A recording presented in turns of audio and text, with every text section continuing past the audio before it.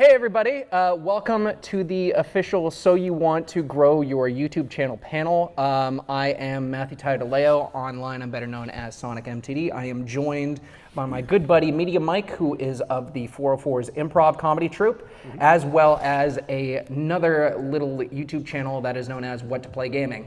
And to my right, who is manning the technology, oh there we go, now it's working, cool, is my good buddy Jeanne. He is going to be the bath bomb to my bath salts approach. So we are going to slowly but surely get into it today. And set the mood, apparently. And apparently set the mood as well. This is romantic lighting, I love it. Go ahead. Okay, so today's topic is So You Want to Grow a YouTube Channel, how to grow in a evolving media landscape. Now, the very first thing that I want to talk to you about is, in order to understand YouTube, where it's going, and how to work your mind around it, it's good to study a little bit of media history just to understand where they came from, what they're actually doing. So this slide will be the only one that will contain animations, so you could press spacebar again. Whoa! Very high tech. You can press it again. There we go. So this is called A Very Brief History of YouTube. So YouTube was pretty much started in the mid-2000s. It was, on paper, it was marketed as, it was done by 3 former PayPal employees who got really, really tired of how there wasn't a centralized hub for putting videos up online. Like, most likely you would have to go and create your own server on your own private website in order to do so. And they just looked at it and said, you know what, we need to change that. They marketed themselves as a grassroots organization, but really they were anything but. They had received grant funding from the United States government, and they already had shareholders that were willing to put hundreds of thousands of dollars into their project before Google came along and swapped them all in.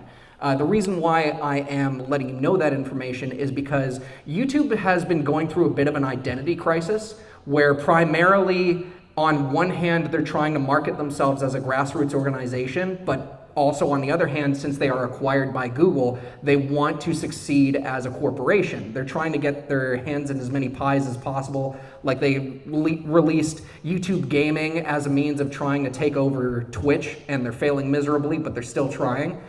Might be something in a couple years. They're trying to do YouTube Music, which is sort of like a Spotify type thing. So they're trying to essentially branch out and put as many fingers in as many pies as possible.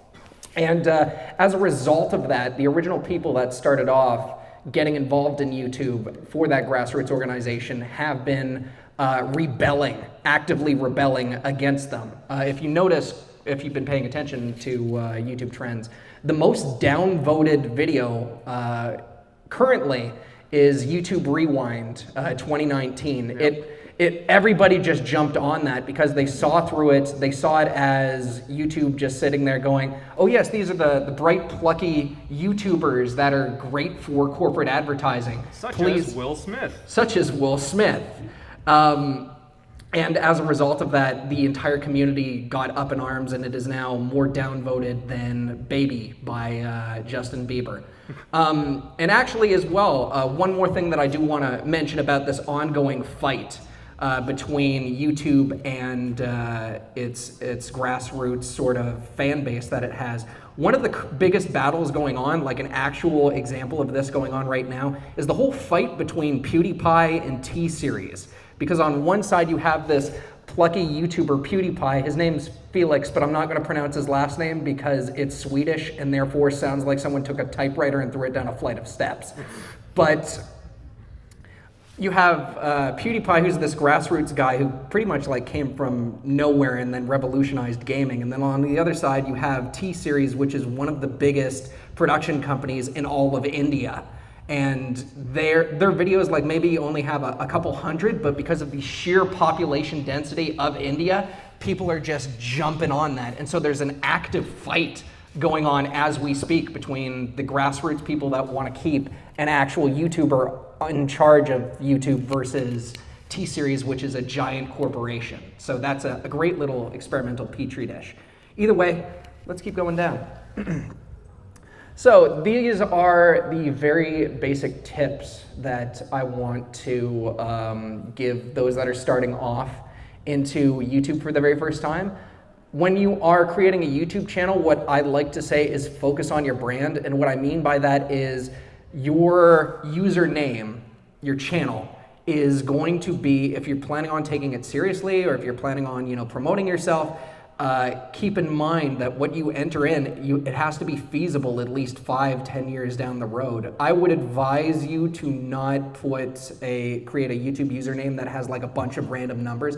Make it concise, make it coherent, because that way people are like, oh, I would totally like to get a t-shirt that has this person's name, or I saw this really awesome YouTuber. Oh, what's his name? I can't remember. I can't pronounce it. There was some sort of numbers associated with it. What was that look?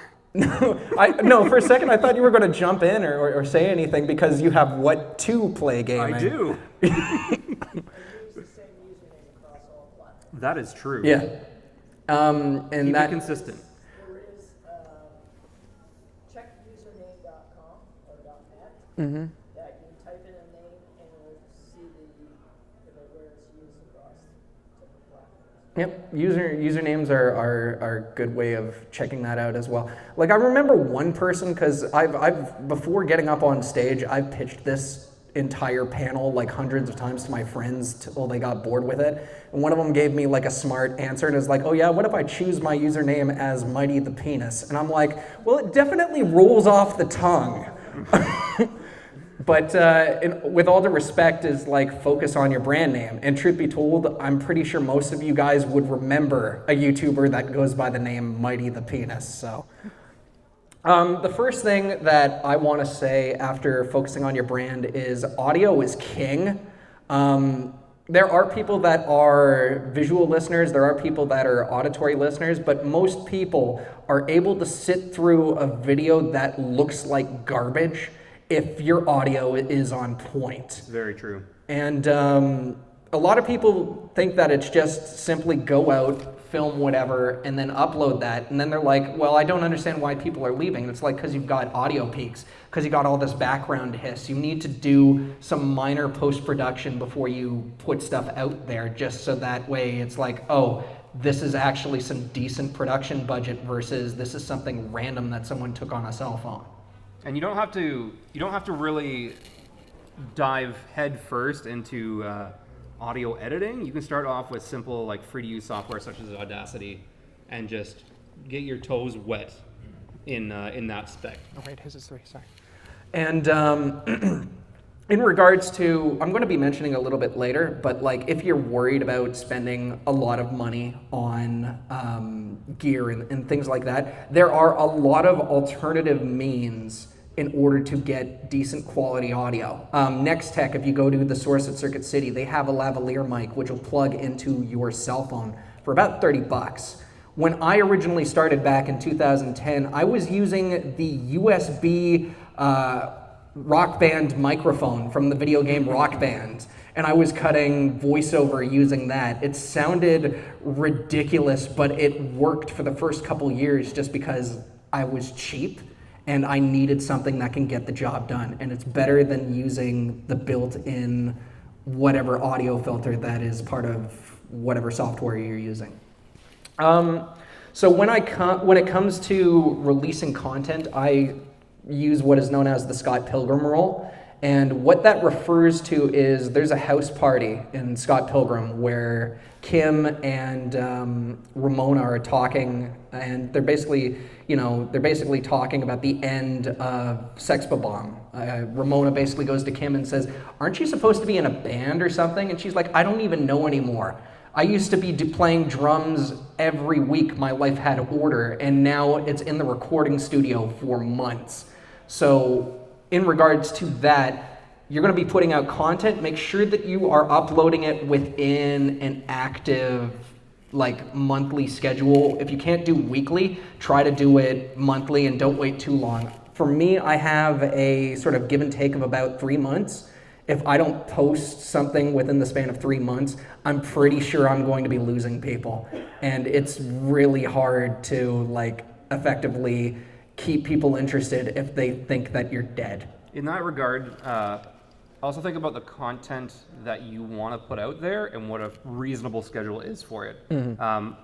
On my channel, I do more Let's Play content, and it's more to my self that I get it out on a kind of weekly, regular basis than to wait 3 months and here's episode 2 of Super Mario Sunshine Let's Play, you know? So figure out what your content is and how often that schedule is going to play to your benefit. But one of the things that I do want to also say is when it comes to doing certain types of videos, so media, a little bit of media sprinkled in on this.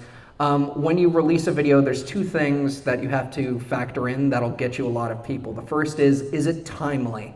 So I do video game, anime, movie reviews, and I finished my season with Ace Combat 5: The Unsung War, a video game that came out in 2004.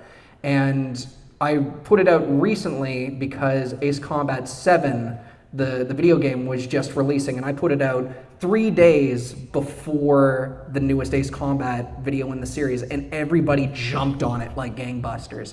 So there's a certain level of timeliness as well as what is it that you can bring to the table that everyone else hasn't done yet that factors into whether or not people are going to view videos versus like, oh, this video only got me about 100 versus this video got me about 1,000. Another thing that I want to say is that everybody starts out rubbish. I started out awful. This guy started out awful. Oh yeah. This guy's fantastic. He actually has more subscribers than me, and I honestly feel like you should have done the presentation instead. I hate you. Actually, that's not a lie. He does have more subscribers than me currently. But yeah, everybody starts out awful.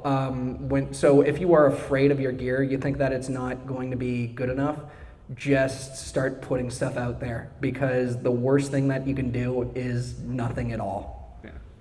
Like with that in mind, like your growing process only starts when you do. So get it out there, no matter, you know, how bad or how unrefined it is at the very start, because from video 1 to video 2, you're going to start learning where your mistakes are, where to make those fine touches, and where to make it better. And finishing off the slide, I mentioned before, but money isn't everything. Work with what you got. So for me, a lot of the gear that I use is stuff that I utilized at the end of my high school, beginning of my college. And that's primarily because I know the ins and outs of it like that. I know how to cut audio. I know how to do all the shortcuts with the video editing process. The stuff that I use actually is so old, if I upgrade my MacBook, it will stop being able to function. Like, this gear was actually around when Steve Jobs was still alive and well. Like, that is how old it is. You do not need to get the best gear, but if you have the talent and you know what to do with it, you can go leaps and miles and yards beyond everyone else. Next slide. So this was my mantra for creation. Originally, it was a quote by Danny Sexbang, but I found out it was a little bit too roundabout, so I tried to dumb it down. And basically, have faith in yourself with what you're doing, because there is a stigma that is associated with being a YouTuber. And I can say that because, you know, you go to job interviews. I'm in the media field. So for me, YouTube is an extension of my resume and my cover letter. So when I go up there and I'm sitting there, and they'll look at it and you go, oh, so what is this SonicMTD thing that you did? And it's like, oh, it's my YouTube channel that I've been doing independently. And they'll look at it and go, okay, you do a YouTube channel, could you tell me more about it? When you are doing things like what I do for YouTube, so it's not just simply making videos. I'm doing script writing. I'm doing marketing and promotion. I'm doing audio, like, editing. I'm doing on-camera personality work. Like, I'm doing the work of at least 4 or 5 different people that are in the media industry.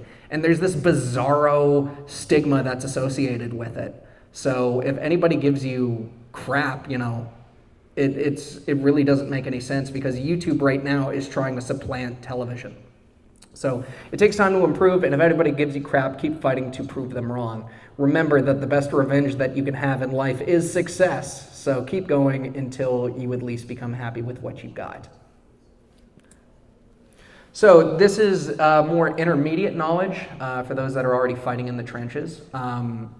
So when you are creating content, as we all know, YouTube has been active since, I want to believe, I think it's like 2006, but as a result, the market is completely oversaturated in a lot of different things. Like there are plenty of video game reviewers, anime reviewers, there are plenty of people that do Let's Plays, there are plenty of people that do makeup tutorials and do various different comedy sketches and things like that. What you should be doing is finding a way to bring something new to the table. Like you don't have to completely reinvent the wheel, but you've got to be able to do something that you yourself goes, I'm doing something different than this person. Because if you're just a carbon copy, a lot of people will sit there and go, okay, well, why should we care?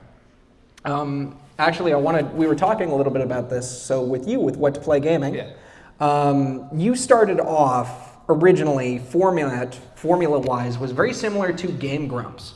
Yeah, and they were the inspiration that I had. I'm like, I like how this goes, and it allows you to have a personality while enjoying games. And I actually had a previous improv group with my partner on that channel, and we wanted a project that we could still work on together.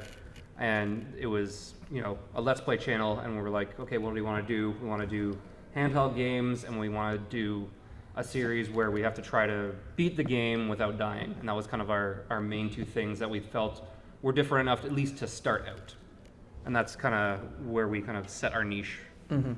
When I started out doing my YouTube show, I was part of I was using it more as sort of like a Tumblr as opposed to like a YouTube channel. I was pretty much just posting acoustic covers, but then I joined a review channel where the partner that I was teaming up with was pretty much ripping off Zero Punctuation, Ben Yahtzee Crawshaw. And I looked at this person, I'm like, okay, if we're going to be doing this, you can't be a carbon copy. We have to bring something new to the table. And slowly but surely, we ended up creating our own identity through time and just consistently putting out everything. Imitation's the finest form of flattery, but eventually you will have to bring your own personality into it as opposed to just ripping someone off wholesale. Although, truth be told, ever since people like Filthy Frank left, there have been carbon copies of him, and I will say people are joining the subscribers like to those people. Like, look up Filthy Frank too. It's not even the same guy, but people are trying to fill that niche. Another thing that I want to mention is pay attention to your metrics. Currently, YouTube Studio is in the middle of like revamping its analytics.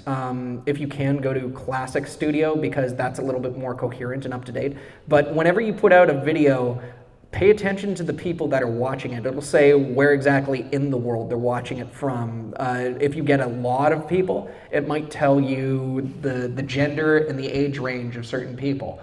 Like when I was starting to do my review shows, I did a review of Kamen Rider Gaim, which is a Sentai show, and I put that out there, and next to nobody from North America wanted to watch it, but when I looked over, I'm like, I have a huge audience over in Japan, in Korea, in China.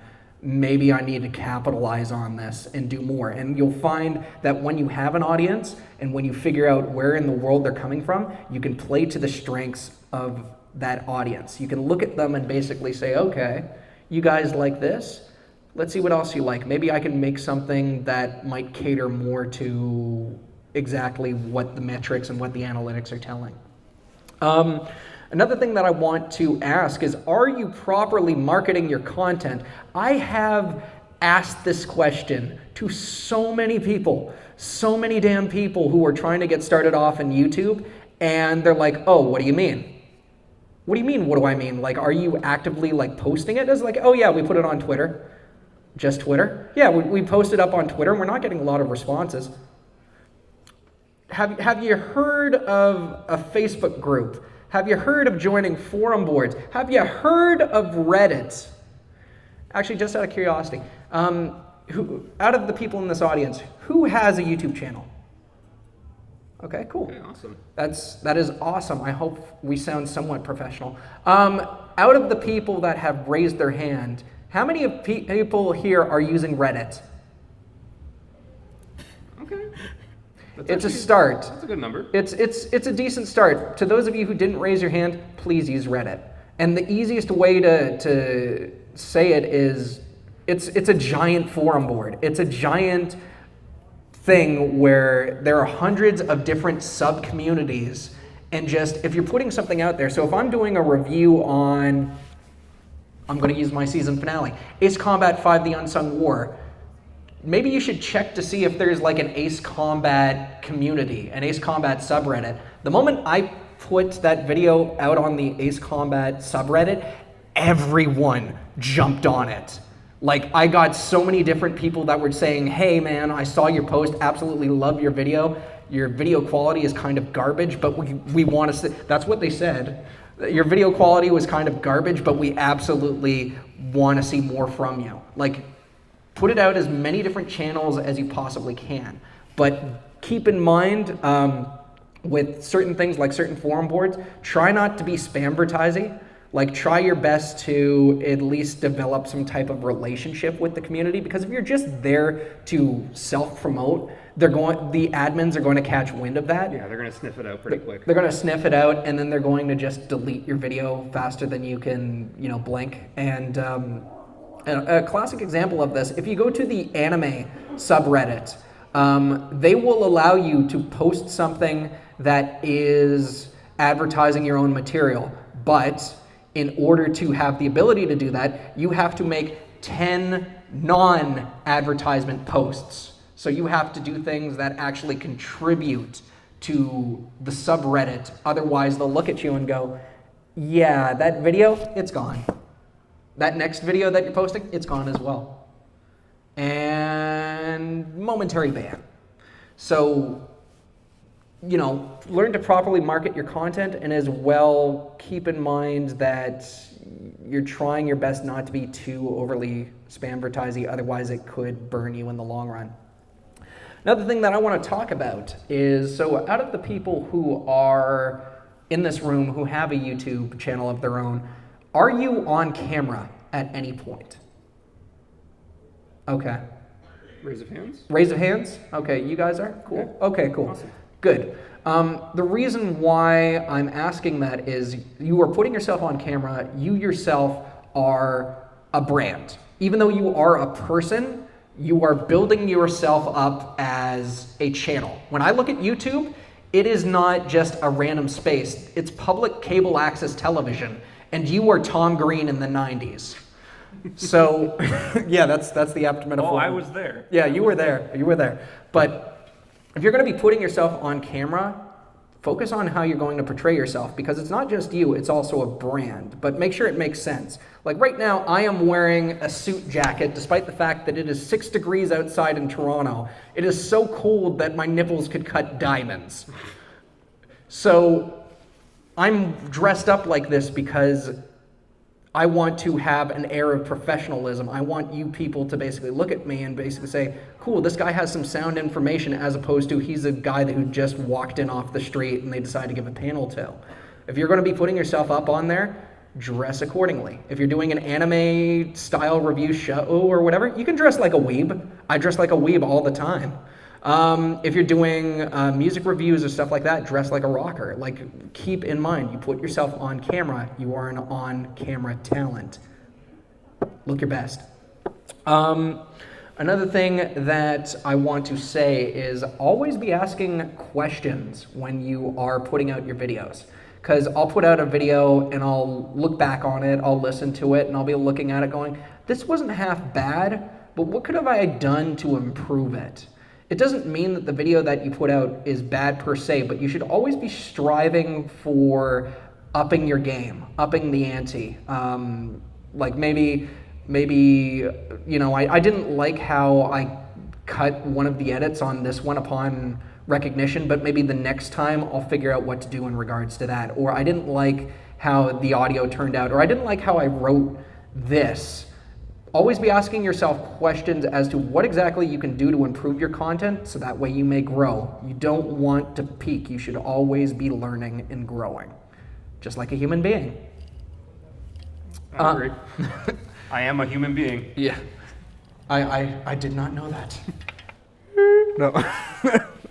I don't know where I was going with that. The next thing that I want to bring up is you should surround yourself with people of differing opinions. And the reason why I'm bringing this up is it's so very easy to be having a group of people that it's like, oh, I'm a YouTuber. Let me see your content. Oh, I thought that was great.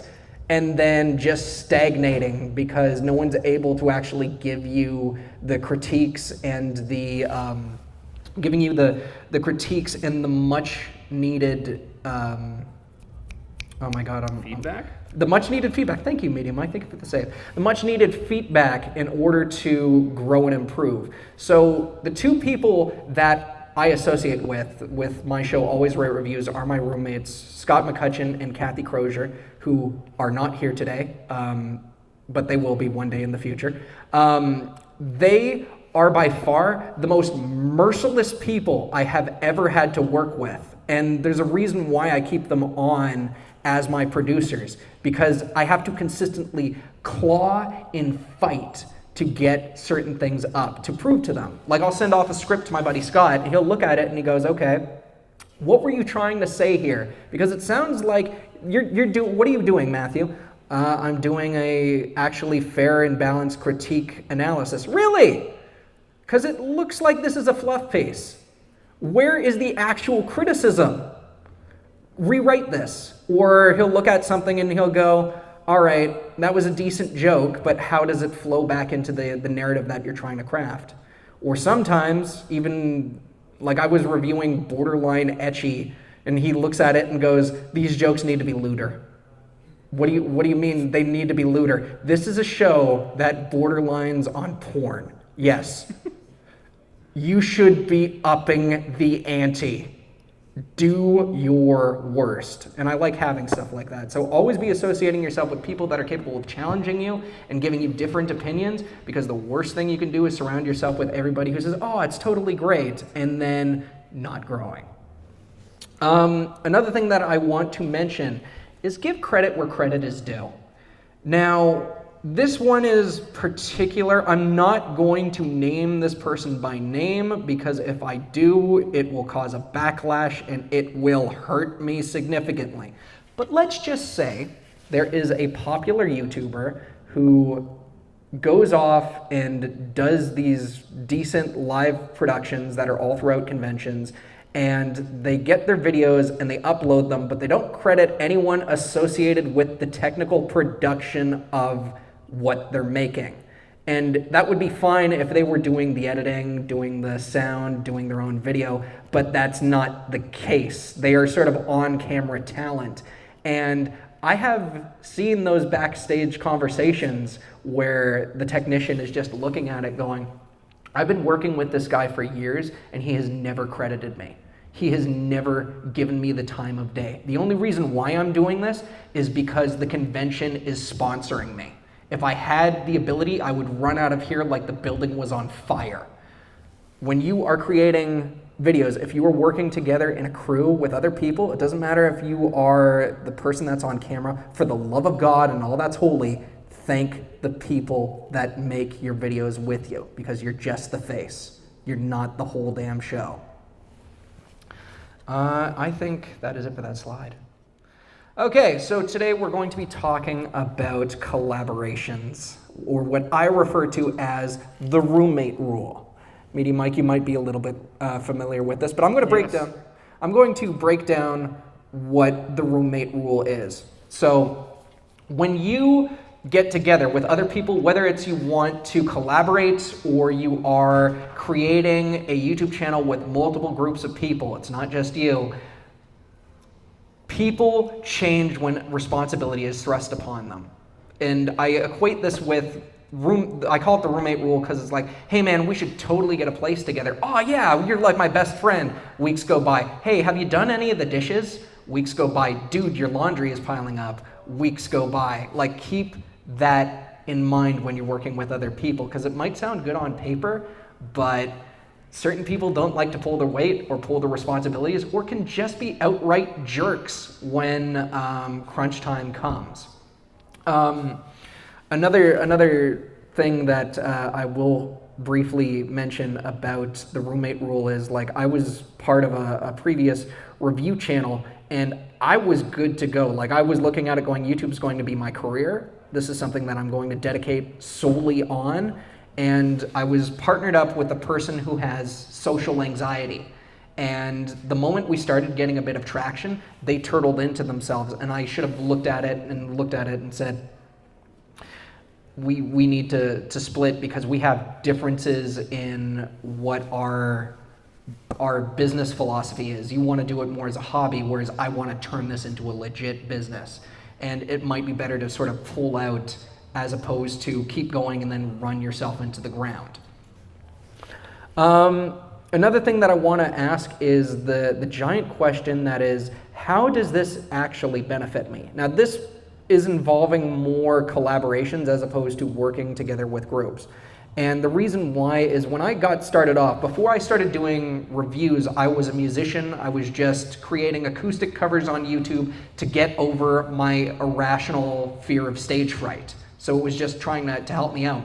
And I would eventually get like requests or comments saying, hey man, I really liked your acoustic cover. Would you want to possibly do a collaboration? And I'm like, all right, cool. What do you want to do? Well, I've got this new single coming out. Any chance you might be able to like do a recording of it, and then I could use it to promote you and me? And I'm like, all right, cool. I go out, I cut the video, and I post it up on my YouTube. And then, like, at the time, it didn't seem like much, but like months later, I looked back on the video and it had barely any views. But what this guy was doing was he was going to as many YouTubers as he possibly could and said, hey, I really liked your video. Any chance you might want to do a collaboration? I've got this cool new single coming out. And he was essentially using all these other YouTubers to promote himself. And in the grand scheme of things, you have to look at these collaborations and go, am I actually going to get anything out of this? Or is this pretty much just benefiting one party as opposed to me? Huh? It's gaming the search engine? Yeah. Okay, it was on videos on this, so therefore it moves up the list. Yeah, Yeah, it yeah. boosts it up. Yeah. So another thing that I do want to mention, and I did mention it earlier, is do not burn your... Huh? You missed solo versus group. Oh yeah, solo versus group work. Sorry. You know what? Good save. Really good save. There is a huge difference between solo and group projects. And the thing is that when you get together with a group of people, they all have their different skill sets. You might have someone who goes out there and says, okay, well, I'm really good at audio, so I'm going to do audio for you. And it's like, okay, well, you're doing audio, I might as well do editing. Well, while you guys are doing that, I'm doing writing. And that's all fine and good, but every person who's a part of that should be somewhat experienced with doing their own audio, doing their own video, doing their own script writing, being on camera. And the reason for that is because life sometimes gets in the way. You can have people that are like part of your crew. You'll have like a 3-man crew, and then one of them says, I'm going back to school. I don't have time to be doing this anymore. And instantly, it now falls upon the rest of the crew if they want to keep going. Well, if you haven't taken the time out to actually familiarize yourself with your skills, and that guy just did only one thing, then you've pretty much screwed yourself. Like, you can slowly try to pick up the pieces, but what you should be doing is you should understand that even though you are part of a giant group together, you should be familiar with at least some of the facets that each and every person has. So that way, if they need to leave, if there's an emergency, or if life gets in the way, you can pick up the pieces. Now, I am someone who works I'm a massive control freak. I associate with myself, I have 2 producers, one person who acts as my test focus group to let me know what they think of the audio and video and stuff like that. Other than that, it's pretty much just me. And I like doing it that way, but there is a problem associated as well with being solo versus group work. And that is, I am running myself into the ground. When it's just yourself, you have the liberty and the creation and the focus and drive to put everything to your creative vision, but you also run the risk, if you're taking it seriously, you might end up being like completely wonky emotionally or damaged, or like for a very brief period when I was going solo with my review series, I was actually borderline suicidal because I was spending so much time working on it alone to the point where my friends are like, Matt, we are bringing you out of the house. You need to spend time with us. You need to be around friends because you are killing yourself and we care too much about you to let you do this to yourself. So solo work, you have the creative drive, but also it could be very daunting and a lot of high burnout and turnover rate can come as a result of that. So make sure you're taking care of yourself because the stress is real. And one final thing, don't burn yourself out trying to save a sinking ship. If you know that something is going completely south and you for the life of you, you can't let go because it's something that you care. It's your baby, it's your project, it's something that you might have worked on it for X amount of years. Sometimes it's better off just letting it go because, long story short, there's going to be a lot of hurt feelings. Sometimes you can end up losing friendships. Yep. You want to fill in regards, because I know you got some horror stories. So I had a previous improv group, and it ended up into the sinking ship area, and I got really burned out trying to get to go again, and it ended up just not being worth my time because at the end of the day, I was the only one putting in the effort to, keep that ship afloat. So again, I wouldn't recommend it because there ended up being a lot of burned bridges with the people I was with. Some of those relationships, got recovered in the end. But when you're working specifically with your friends, if you're in that kind of situation, it's better to save the friendship than to save the sinking ship. And I've been in the same boat as well. There are some people which I cannot list by name, but I have had some YouTube partners where I've, some of which I've actively managed to become friends, and there are some where it's like, okay, this bridge is permanently burned and there's nothing anything one can do to save it. So it's better to just walk away. This is Chernobyl. Leave it as Chernobyl. Next.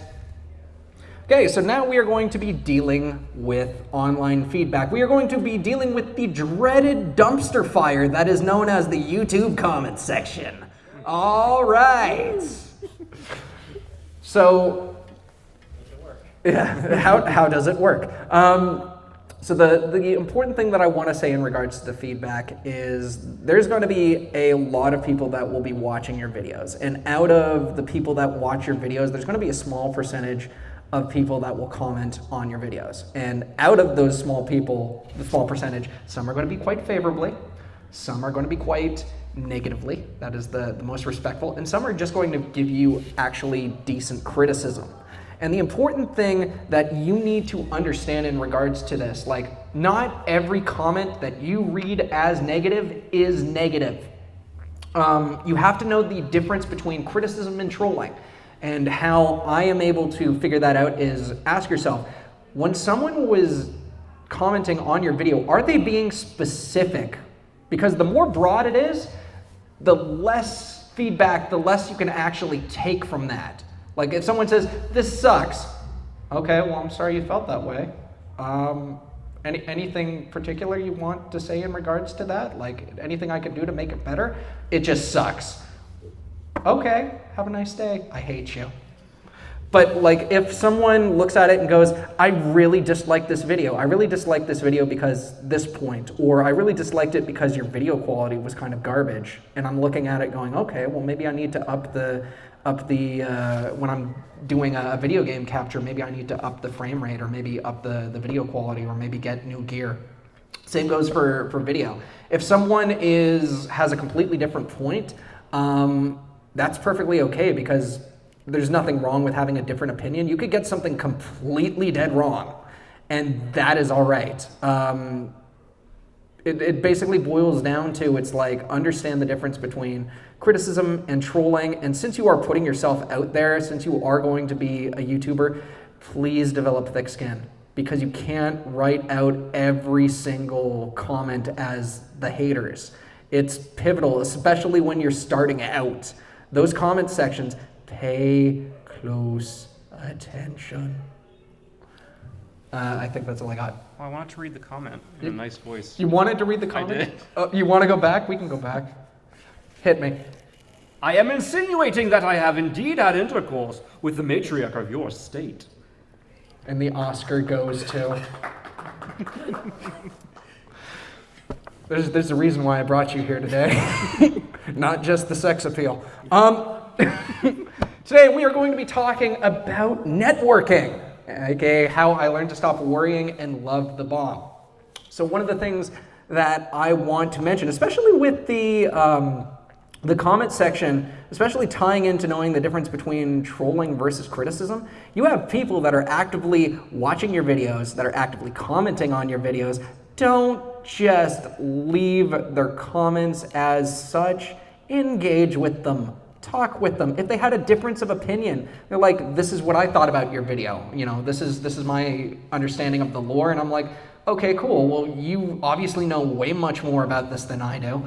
But this is where I was going from. Maybe you could show me some, like when I do reviews or whatever, it's like, you know, I would strongly recommend you take a look at this. And I'm like, all right, cool. Well, I will definitely do that when I have some downtime. Is there anything else that you want to recommend? And slowly but surely, I'm engaging with someone who had negative feedback or wanted to offer constructive criticism. Now it's no longer just, I'm going to leave the comment and then go. I'm engaging with a human being. I'm actively trying to talk with someone. If someone says, oh, I really love your video, I'll go look at it and say, hey man, I'm glad that you liked it. I hope that you definitely like stuff that I'm having in the future.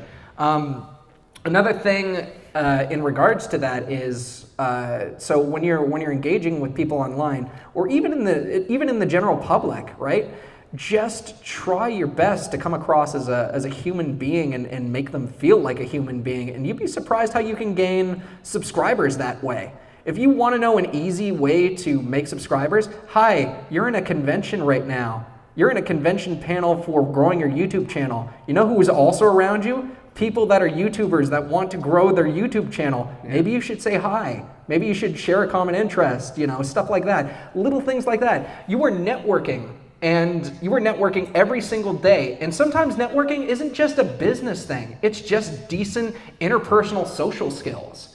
It's just very basics of, hey man, I saw you over there in the corner. I don't know, let's go. Hey man, I like your sunglasses. I think they are rad. Cool, nice. That means that they are way too expensive and I hope you don't damage them. But I really like your shades. Like little things like just try your best to be a decent human being, treat other people like human beings, and you'd be surprised. You can get friends, you can get subscribers. Just don't be a dick. That's the main thing. That's your role of being a dick. Yes, I am a massive dick, but hey, I'm honest. I understand this, but also in my group of friends. What is this, amateur hour? God damn it. So another thing that I want to mention in regards to networking with people, and especially trolling versus criticism, is think before you post. And the reason why is because I'm not going to lie to you. I started off as incredibly introverted and then forced myself to become an extroverted. When I receive criticism right off the bat, I immediately become defensive and take it, I take it defensively. And before I respond, before I do anything in regards to in an online setting, I immediately disengage myself, think about what they said, take 15 minutes, go for a walk, go for a jog, get in the shower, do whatever you can to disengage yourself so that way you can calm yourself down and figure out exactly what you want to say. You don't want to be lording it over other people, but it's like if you are the type of person who understands that you immediately get defensive right off the bat, you might want to disengage yourself and then say, okay, now what do I want to say? Yeah. Give yourself time to process. It's very important, YouTube or not. Like, if somebody makes you react in a certain way, you need to just kind of stop, think to yourself, okay, why am I reacting this way? And, respond accordingly instead of, snapping back.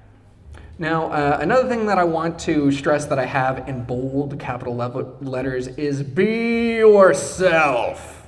And I mean that.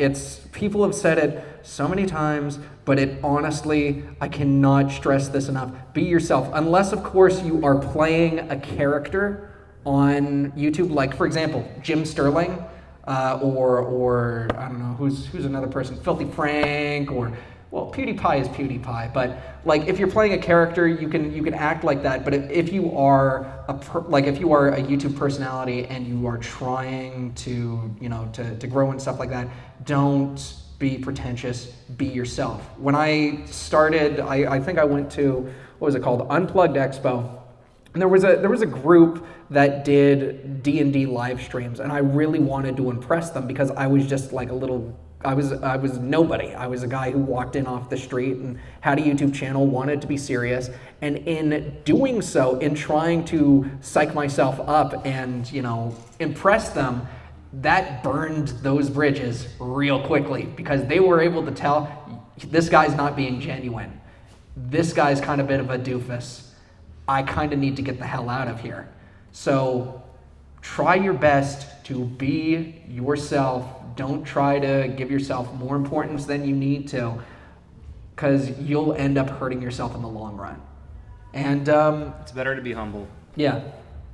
And another thing, so as I mentioned before, I am an introvert. Introversion is an excuse to act like a dick. If you're going to be putting yourself out in a public space, like if you're going to a convention, if you're going to be, live streaming and stuff like that, it doesn't matter how shy you are. It doesn't matter, in regards to that. If you act like a dick, you're going to start getting that backlash. There's going to be hate groups in the convention circuit. So without naming names, I was at Anime North, and I worked as a media liaison for another convention for a couple years. And at Anime North, all the heads of different conventions, so Con Bravo, Anime North, Otakuthon, Anime Shigatsu, Unplugged Expo, they all meet across the street, unintentional rhyme, at Swiss Chalet, and they all talk about what's going on with their conventions. And one of the things that happens when they're sitting there at that table is there any horror stories? Are there any people that we should be aware of? You act like a dick, especially in the convention circuit, word will travel. And it travels fast. And it travels fast. Unless, of course, you're Vic Mignogna. No, Yeah, it's sorry. on the news today. It's on the news. One of the things that I always try to say is always try to strive for professionalism. It might sound a little bit weird coming from me because I'm a bit of a wacky kind of personality, but I always try to put out the best content that I can possibly do. I always try to, when I go to conventions, I can be wacky, but I need to understand that while I'm at a convention, while I am a panelist here, I am a representation of this convention. Can I actually jump in on these 2 points here? Because I have something that ties to it. Please. Okay, so along with these 2 points of being professional and don't act like a dick, if the con scene is where your aim is at, and if you're a YouTuber, like, it's a perfect opportunity to start off like panels, whatever you have to do. The important thing is don't look at everybody else like competition, because that is going to start making enemies very quick. There was a convention, does anybody remember Con-G? Yeah, Con-G? Awesome. Con-G was a great little con that used to happen up in Guelph. And I actually bumped into somebody who was also running some events at that convention. And I had a quick conversation with him. And the thing that he said to me that I'm like, I need to get away from this person as fast as possible was, there are people in the program who have less followers than I do. And if you want to isolate yourself even further, play the game like that. Because everybody else who is at a convention or at an event, something like that, they've all earned their way one way or another. Doesn't matter which way they did it, everybody is here for a reason, and they're here because they have a passion that they're following. So don't be a dick, be professional, and respect others. It's simple. It's generally good to like, because there are some YouTubers that I have friendly competition with. So it's good to have like maybe a little bit of competition, sort of like a back and forth rivalry, but you should know when you're taking it too far. Nobody wants to see someone who's basically sulking in the corner and bitching and complaining, as well as maybe they might have less subscribers to you, but you know what they got really good at? Networking, rubbing elbows, being a genuine, nice human being, which leads to new opportunities, which is right at the bottom there. There you go.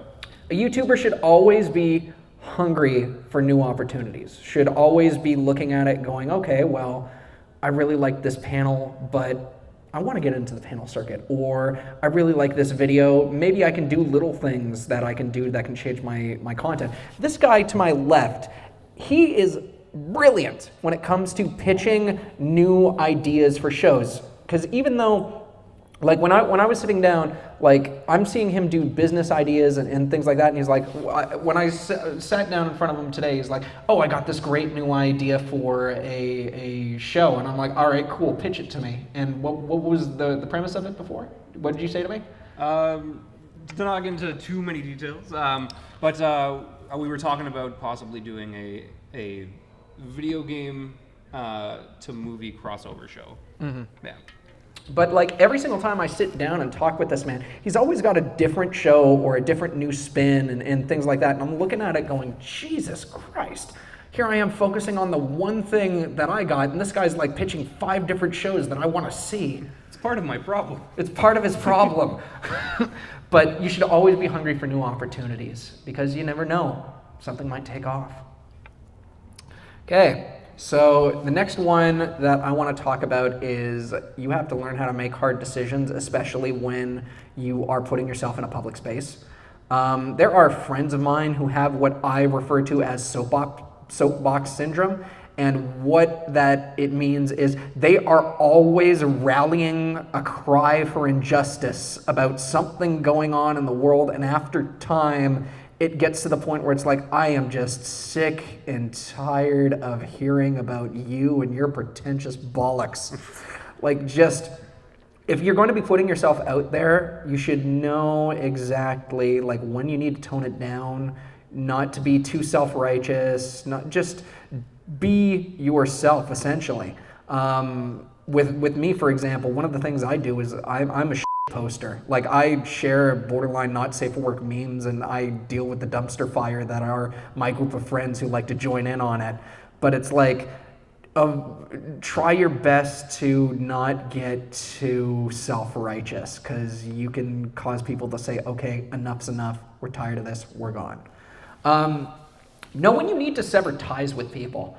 And this can refer to YouTubers, this can refer to people in life. There are people out there that will drag you down, unfortunately. There are times where you are consistently bending over backwards for other people, and you should just understand that, like what Medium Mike said, it's like sometimes it's better to just end as opposed to keep going and letting a friendship ruin itself, or letting a YouTube project just go complete and total supernova. And this point can sound very negative, but I do want to emphasize that knowing when to sever ties, it's so you and the other person don't get hurt in the long run. It's not about, oh, well, I don't like the way this person does this, or they did this to me. You don't want to make it petty or personal. You want to make it about, you know, what is good in terms of a business sense and what is good in terms of a personal and emotional sense. Another thing that I want to point out, so it's not just being in a YouTuber situation, it's just being in general with everything that you do. You are not going to make everyone happy.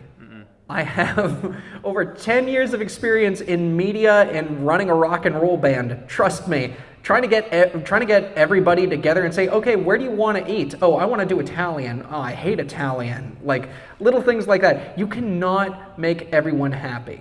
Same goes for people that are watching your videos. They're like, oh, I'd like it if you do more of this content. It's like, well, I did the best that I can, and I'm sorry that you feel that way. I'm going to take your criticism, and I'm going to try to make something better for next time. But understand there is nothing at this point in time that I can do to make you solely happy. So I'm just going to keep running, doing what I can do. Always do what is best for business. And like it or leave it, like say what you will, like, oh, I'm just doing YouTube as a hobby. I see it as a legitimate business. I see it as, you know, an extension of the work that I do. Okay, I'm going to not name names, but I was part of a review team a couple years ago, and it was the absolute worst for me mentally, emotionally. It was going bad. We were arguing a lot to the point where I just looked at it and said, you know what? I'm going to resign from this. I'm going to create a resignation video for the fans. I'm not going to throw anyone else under the bus. I'm going to be respectful. I'm going to thank everyone for the amount that they gave me, the years of service and stuff like that, and I'm going to bow out gracefully, because what was best for business is not basically throwing anyone else under the bus, not getting any feelings hurt, understanding that. Sometimes throwing money at a problem doesn't always solve it. And this boils into, oh, I got the newest gear. I put thousands of dollars down on another camera. Putting thousands of dollars on another camera, or trying to pay to solve something, and it just doesn't work. Sometimes you just can't sometimes throwing money at an issue does not make it better. Sometimes you just have to count your chips and leave. And as I said before, walking away is sometimes the best decision you can make. Something really, really, really quickly. Monetization, you greedy bastards. Everyone's trying to make a buck off of YouTube, and It's a lot harder now. oh yeah. If someone was looking at me going, hey man, when should I set up a Patreon? I would have looked at you and said, you should have set up one about before May, because that's when they're changing their terms of service. Google Analytics absolutely sucks. I don't even bother with that. If you want to get money through that, I strongly recommend Patreon. There are other fan donation stuff that you could possibly do for crowdfunding, but understand that the moment you get a Patreon set up, it now officially has work. You now have people that are shareholders in your brand, your company, and you have an obligation to make content and to as well give them tiers and things depending on how much money that they have. So it's not just a hobby anymore. If you want to start making money off of it, it's now a job. Yeah, you have to provide. Final points. Just really quick fire. Don't be afraid to try anything new. You're always going to get better with time. The more time that you invest it. There's some people that have natural talent right off the get-go, and we call those people freaks. But it will take time. You will get better. I believe in you. And I know that someone in this room has the potential to be the next big thing. Don't be a sociopath. Public perception is crucial, especially in the convention circuit. You don't need high-end gear. Get good with more cost-effective solutions. As I said before, mental and emotional health. Burnout is real. Take care of yourself. If you need to take a hiatus, take that hiatus. The video is not worth killing yourself over. And always be learning from the stuff that you put out. Is there anything that you want to bring up? Final points? No? Okay. It's all good. Okay, it's all good, man. Final thing, questions and answers. Does anyone have any questions? Raise thine hand and I will answer. Yes, you, sir. Are you all full-time YouTubers? And if it's not too personal of a question, what does your weekly or monthly routine look like when you're working on your YouTube channels? You want to answer this and then me? So no, we're currently not full-time in the sense that it is a just keep going. If you full-time wanna bail, you can paid bail. job. We work pretty regularly on our content on a weekly basis, but we do have our own jobs to supplement our income and put our own funds into our own projects. So for me, I work a normal day job. I'm not making those fat stacks. But for me, I do treat it like a very serious job. Like when I started my series, I was working at a call center, and I would basically work there doing like a 8-9 hour job, come home, eat dinner over top of my laptop, and then start writing, editing, recording until the walls started bleeding from sleep deprivation. Now I'm working in a warehouse position, which allows me more time to be creative and free time off, so I can take care of myself a little bit better. But yeah, it's not a full-time thing. Like, I do have to pay my rent, and for the time being, I'm okay with not making money off of YouTube. Eventually, world domination. Japan in 2020. Count the days. I need you to make me a Gundam. Fine, we'll work on it. Any other questions? Do I look like Elon? Yes, you, sir. What's one of the best ways to like grow your audience and the sort of reach that your videos sort of gets to? It's a good question. Could you like? So you want to know the best way to kind of grow your kind of subscribers and your viewers. Part of that ties back to sharing it to places where people are looking for that kind of content. Like you said earlier with the subreddits and stuff like that, it's no joke. That is a very good source to put your stuff out to. Facebook groups, if they're available. Again, with subreddits and Facebook groups, you got to check what the rules of those groups are and in order to play within those rules. But if you're playing by those rules and you're giving them something that they're interested in, you're going to get the views back. Mm-hmm. And another thing that I will briefly mention, like one of the reasons why I said, are you using promotion right, is because if you're just putting out videos, no one knows if the algorithm is going to pick you up and run with you, right? Like, that's the thing. YouTube has changed because you used to be able to put out a YouTube video and people would discover it naturally. Yeah. Now it's next to impossible for that to happen because of how the site has changed and the algorithm. The things that are important is promoting yourself to the proper places. Not only that, getting the likes, getting the comments, getting the subscriptions, getting activity on those videos pushes it up the list. Yeah, like when the algorithm originally was starting out, like very, very, very basic, it was all about trying to get as many clicks as possible. So all the creators were trying to be as clickbaity as, and then eventually they caught on to it, and it's like, no, we don't need maximized clicks. We want consistency. We want viewership. And so that gave birth to the rise of animation and video games and live streams and so on and so forth. And it's consistently changing. Sometimes it acts pants on head crazy, especially with the Logan Paul Aokigahara Forest. Yeah, that was on trending. Someone from YouTube looked at this and said, dead body on camera. I want to put that up on the front page. Sure, why not? Any other questions? I believe you had a hand. Yeah, I have two questions. One of them is like the legalities. How do you guys tackle that? Do you guys prepare any kind of legal forms and stuff in case, especially like if you guys are filming in a public space? Like how do you guys go about that? That's a good question. That is. My second question, which now put my mind, but let's hear the sense. Okay. Yeah. So first off, around Christmas time, I started working on a video. Specifically, the video was kind of a riff track almost on Jingle All the Way 2. And every day we uploaded, the second it went up, Fox immediately tore it down. So the first thing in terms of copyrighted content is you got to make sure that you're playing within the time frames. I believe it's, 21 seconds or something? Yeah, give or take. Content. You have to look up the specifics, but there's a specific amount of time for that content to be in your video before they can flag it. So, I'm going to very briefly answer her question, and then I'll get to you.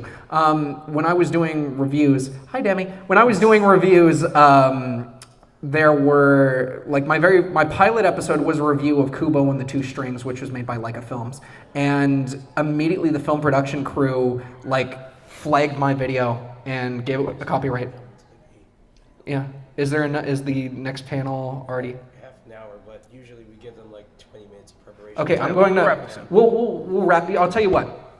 If you have questions, I am going to be outside. I am more than willing to answer any of the questions that you have, and I also have business cards if you want to follow me on YouTube. Here is my stuff that you can find me on. Did you make me a slide? I did not make you a slide. I forgot that you were showing up today. Either way, Well, thank you very much for coming to So You Want to Grow Your YouTube channel. My name is Matthew Tadaleo, better known as SonicMTD. I'm joined here by my good buddy. Medium Mike. Also, if you want to check out some geeky improv tonight at 11 p.m., we are going to be in the room just over there doing some 18 plus improv content. It's going to be a lot of fun. So thank you very much, everybody. My name is Matthew Tadaleo, better known as SonicMTD. Arigato gozaimasu, and later days. I got you too. What?